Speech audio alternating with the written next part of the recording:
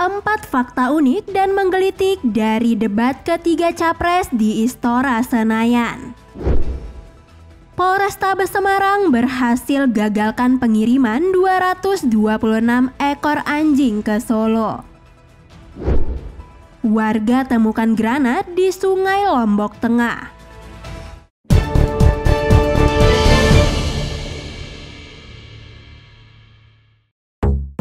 Debat ketiga calon presiden atau debat capres yang digelar Komisi Pemilihan Umum atau KPU di Istora Senayan Jakarta pada Minggu 7 Januari 2024 berlangsung panas.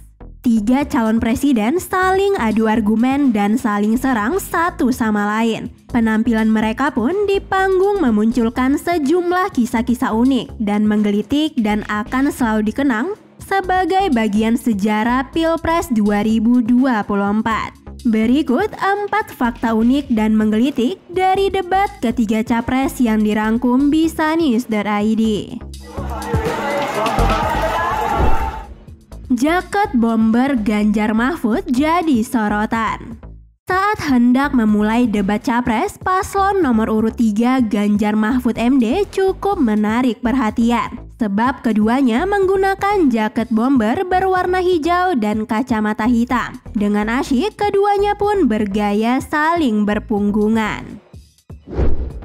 Prabowo ke Anies Baswedan, omon-omon jadi trending topik Twitter.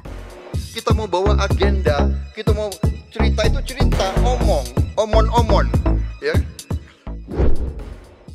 Aksi Grace Natali datangi moderator jadi sorotan.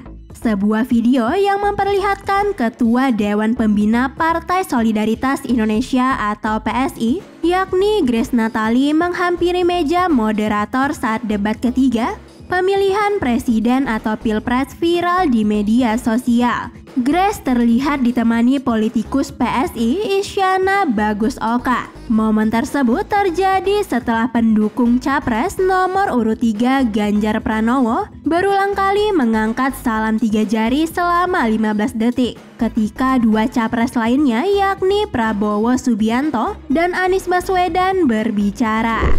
Prabowo Anies tidak salaman usai debat. Debat calon presiden atau Capres 2024 berlangsung sengit dan panas. Bahkan suasana yang panas tampaknya tetap berlangsung hingga debat Capres usai. Setelah masing-masing kandidat menyampaikan pernyataan penutup, Capres nomor urut 2 Prabowo Subianto tampak hanya bersalaman dengan Capres nomor urut 3 Ganjar Pranowo. Momen tersebut terekam kamera dan tersiar luas di layar kaca.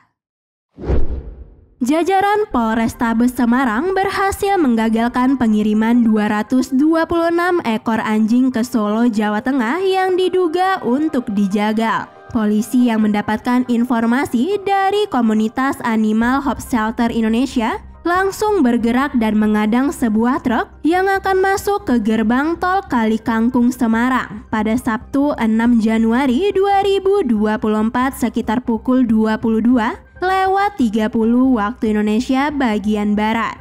Saat melakukan penggeledahan, polisi mendapati di bak truk itu terdapat ratusan ekor anjing hidup, diikat tali rafia dan dimasukkan karung, bahkan sebagian digantung terikat. Ketua Animal Hope Shelter Indonesia, Christian Joshua Pale, menyebut pihaknya sudah mengendus sebuah truk yang mengangkut anjing ke Solo pada 23 Desember 2023 di Tol Cikopo, Palimanan. Namun truk tersebut langsung tak terdeteksi keberadaannya. Saat melakukan penggeledahan, polisi mendapati di bak truk itu terdapat 226 ekor anjing hidup diikat tali rafia dan dimasukkan karung, bahkan sebagian digantung terikat. Mengutip dari akun IG Animal Hope Shelter Indonesia, dari ratusan ekor anjing itu ada 12 ekor yang sudah mati. Pada keterangan video di akun tersebut, komunitas itu pun mengapresiasi kerja cepat jajaran Polrestabes Semarang yang responsif. Polisi kini masih memeriksa 5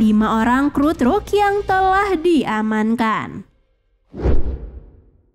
Warga Dusun Gilik, Desa Kawo, Kecamatan Pujut, Lombok Tengah, Nusa Tenggara Barat atau NTB menemukan granat tangan atau granat nanas di dekat sungai. Granat itu ditemukan oleh warga bernama Hajar bersama rekannya pada Sabtu 6 Januari 2024 sore. Kapolsek Pujut, Aibtu Samsul Bahri mengatakan Hajar menemukan granat yang diduga benda aneh itu saat hendak pulang dari memancing ikan di sungai sekitar pukul 16 waktu Indonesia bagian tengah. Setelah dicek ternyata benda itu merupakan granat tangan. Samsul menyebut saksi bersama warga lainnya membawa bahan peledak itu menggunakan ember ke rumah tetangganya. Kemudian granat itu diantar ke rumah Babin Kamtipmas, Desa Lelong, Kecamatan Pujut. Bribka Sulhardi melaporkan penemuan granat nanas tersebut ke Polsek Pujut setelah memeriksa peledak tersebut. Setelah dilakukan pemeriksaan, petugas Polsek Pujut berkoordinasi dengan Kasubdan Gegana untuk meminta tim penjinak bahan peledak atau Jihandak dari Satbrimob Polda NTB melakukan pemeriksaan lanjutan. Sekitar pukul 18:46 waktu Indonesia bagian tengah, tim Jihandak Satbrimob Polda NTB tiba di TKP dan mengevakuasi granat nanas tersebut. Selanjutnya, granat nanas tersebut diamankan di Polsek Pujut untuk diidentifikasi. Dari hasil identifikasi, granat tersebut dinyatakan masih dalam kondisi aktif. Samsul menyebut tim akan melakukan pendisposalan atau pemusnahan granat di Polsek Pujut pada Minggu 7 Januari 2024. Lokasi penemuan granat nanas telah dipasangi garis polisi. Bisanews.id, Nindya Farisa mewartakan.